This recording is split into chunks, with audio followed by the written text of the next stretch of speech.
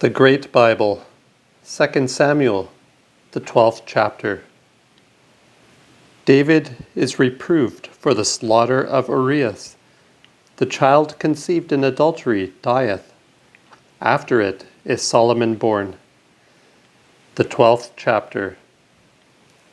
And the Lord sent Nathan unto David, and he came unto him, and told him, there were two men in one city, the one rich, and the other poor. The rich man had exceeding many sheep and oxen, but the poor had nothing save one little sheep, which he had bought, and nourished up. And it grew up with him, and with his children also, and did eat of his own meat, and drank of his own cup, and slept in his bosom, and was unto him as his daughter. And there came a stranger unto the rich man, and he could not find in his heart to take of his own sheep, and of his own oxen, to dress for the stranger that was come unto him, but took the poor man's sheep, and dressed it for the man that was come to him. And David was exceeding wroth with the man, and said to Nathan, as surely as the Lord liveth, the man that hath done this thing is the child of death. He shall restore the lamb twice fourfold, because he did this thing, and had no pity. And Nathan saith to David, thou art the man. Thus saith the Lord God of Israel, I anointed thee king over Israel, and rid thee out of the hand of Saul.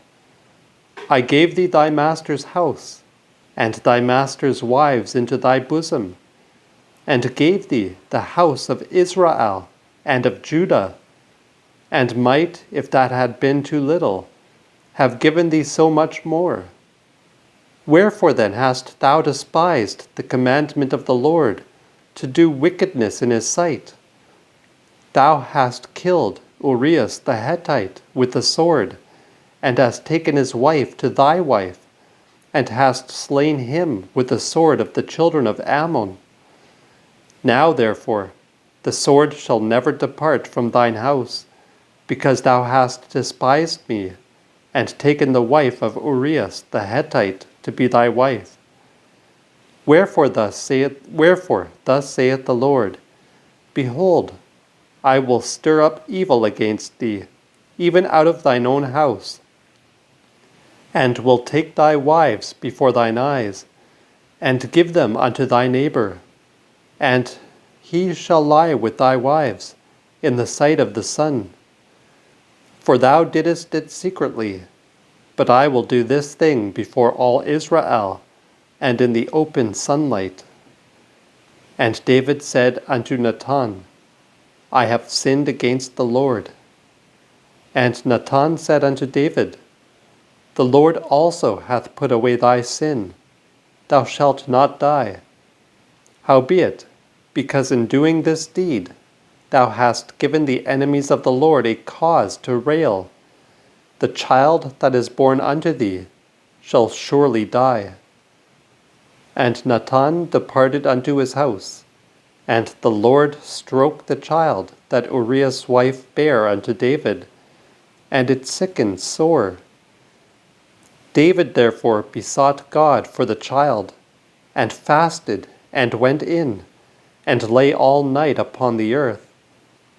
And the elders of his house arose and went to him, to take him up from the earth. But he would not, neither did he eat meat with them. And it happened the 7th day that the child died. And the servants of David durst not tell him that the child was dead. For they said, behold, while the child was yet alive, we spake unto him, and he would not hearken unto our voice. How will he then vex himself if we tell him that the child is dead? But David, seeing his servants whispering, perceived that the child was dead. And David said unto his servants, is the child dead? They said, Yea. And David arose from the earth, and washed and anointed himself, and changed his apparel, and came into the house of the Lord, and worshipped, and afterward came to his own house, and bade that they should set bread before him, and he did eat. Then said his servants unto him, What thing is this that thou hast done? Thou didst fast and weep for the child while it was alive, and as soon as it was dead, thou didst rise up and eat meat. He said, While the child was yet alive, I fasted and wept. For this I thought, Who can tell whether God will have mercy on me, that the child may live? But now, seeing it is dead, wherefore should I fast? Can I bring him again any more? I shall go to him, rather than he shall come again to me. And David comforted Bethsabee his wife, and went in unto her, and lay with her. And she bare a son, and called his name Solomon. And the Lord loved him. And he sent by the hand of Nathan the prophet, and called his name Jedidiah of the Lord's behalf. Joab fought against Rabbah, the city of the children of Ammon, and took the city of the kingdom. And Joab sent messengers to David, saying, I have made assault to Rabbah, and have taken the city with waters. Now therefore gather the rest of the people together, and besiege the city, that thou mayest take it, lest I take it, and call it after my name. And David gathered all the people together, and went against Rabbah, and besieged it, and gat it. And he took their king's crown from off his head, which weighed 100 weight of gold, and in it were precious stones. And it was set on David's head. And he brought out the spoil of the city in exceeding great abundance. And he carried out the people that was therein, and put them upon saws, and upon harrows, and upon axes of iron, and thrust them into the tile kiln. This did he with all the cities of the children of Ammon. And so David and all the people returned unto Jerusalem.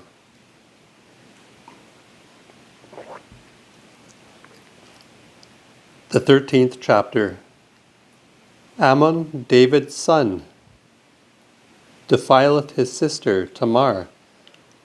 Absalom therefore killeth Amnon. The 13th chapter. After this it chanced that Absalom the son of David had a fair sister named Tamar, whom Amnon the son of David loved.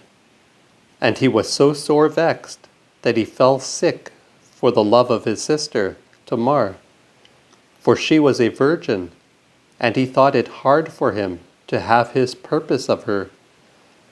But Amnon had a friend called Jonadab, the son of Shimead, David's brother. And Jonadab was a very wise man. And he said unto him, How cometh it that thou, being the king's son, art thus consumed every day? Wilt thou not tell me? Amnon answered him, I love Tamar, my brother Absalom's sister. Jonadab said unto him, Lay thee down on thy bed, and make thyself sick. And when thy father is come to see thee, say unto him, O let my sister Tamar come, and give me meat, and dress it in my sight, that I may see it and eat it of her hand.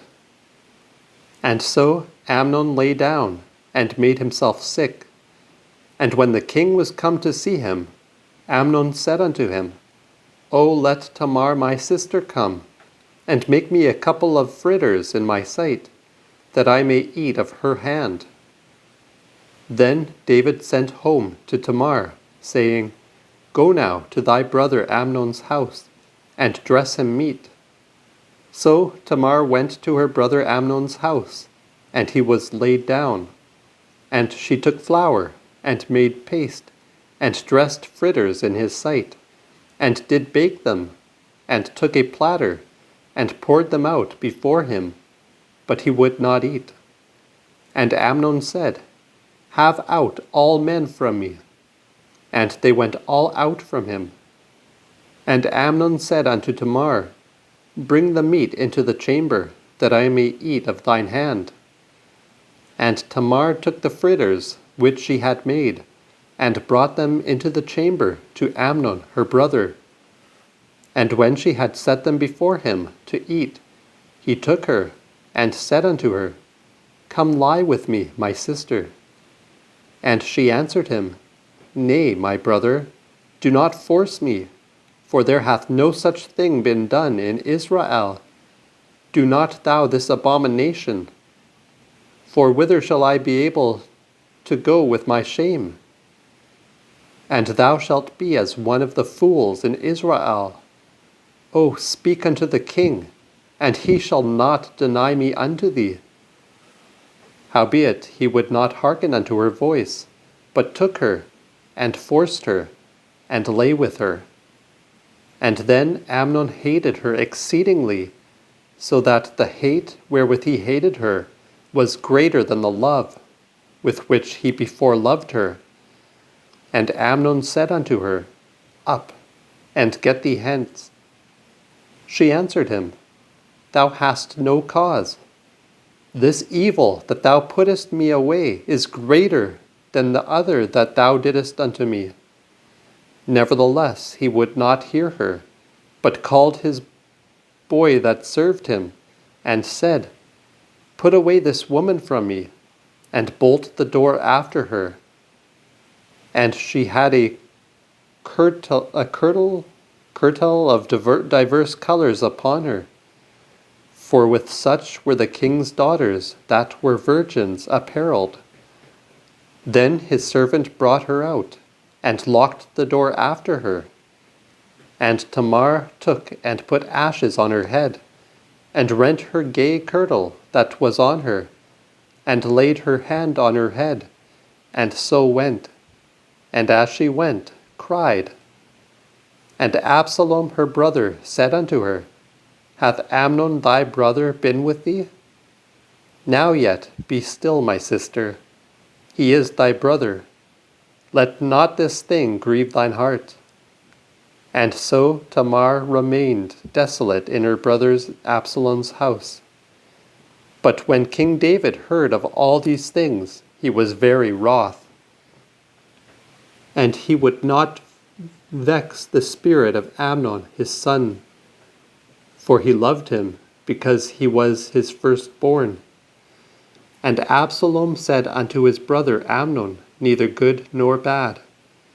Howbeit Absalom hated Amnon, because he had forced his sister Tamar.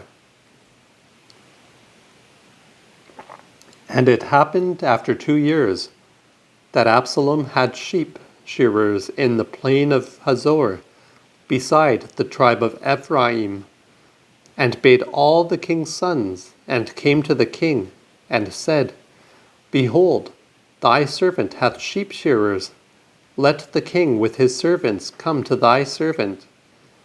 The king answered Absalom, Nay, my son, we will not go all, nor be chargeable unto thee. And Absalom lay sore upon him. Howbeit he would not go, but blessed him. Then said Absalom, If thou wilt not come, then let my brother Amnon go with us. And the king answered him, What needeth it that he go with thee?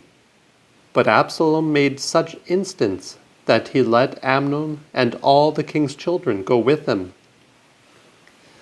Now had Absalom commanded his young men, saying, Mark when Amnon's heart is merry with wine, and when I bid you smite Amnon, then kill him, and fear not. Have not I bidden you? Be bold, therefore, and play the men. And the young men of Absalom did unto Amnon even as Absalom had commanded. And all the king's sons arose, and every man gat him up upon his mule, and fled. And it fortuned that while they were yet in the way, tidings came to David, saying, Absalom hath slain all the king's sons, and there is none left alive. Then David arose, and tare his garments, and lay along on the earth. And all his servants stood by with their clothes rent. And Jonadab the son of Sameah, David's brother, answered and said, Let not my lord suppose that they have slain all the young men, the king's sons, save Amnon only is dead. For that hath been determined in Absalom's mind, since he forced his sister Tamar. Now therefore, let not my lord the king take the thing so grievously, to think that all the king's sons are dead, save Amnon only is dead. But Absalom fled, and the young man that kept the watch lifted up his eyes and looked, and behold, there came much people by a way, along by the hinder part, on an hillside. And Jonadab said unto the king, Behold, the king's sons come. As thy servant said, so it is. And as soon as he had left speaking, behold, the king's sons came, and lifted up their voices, and wept. The king also and all his servants wept exceedingly. But Absalom escaped, and went to Talmai, the son of Ammihur, king of Geshur. And David mourned for his son every day. And so Absalom escaped, and went to Geshur, and was there 3 years. And King David desired to go forth unto Absalom, for whereas Amnon was dead, he was comforted over him.